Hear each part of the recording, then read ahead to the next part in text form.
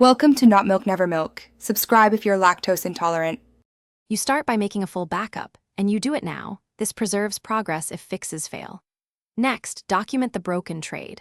Note item ID, player ID, trade window time, and any error messages. Once documented, force quit the game, disable Cloud Sync, and relaunch in offline mode so your changes won't be overwritten. Make sure to keep the backup accessible on your device.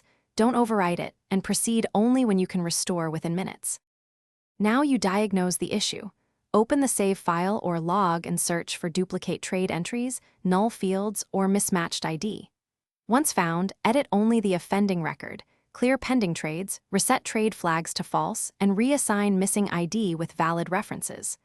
Apply changes incrementally, then reload the save to confirm each step. If using an editor, validate the file after each modification so you avoid corrupting the save. Keep notes on every change so you can reverse one or two edits if something breaks. Finish by reloading the corrected save and running one controlled trade between test accounts. Observe logs and UI behavior closely. If the trade succeeds, incrementally re-enable features and run a few more trades. If the error persists, restore the backup and repeat diagnosis to capture new logs. Don't skip this step because fresh data reveals persistent bugs. One key troubleshooting tip: check server timestamps.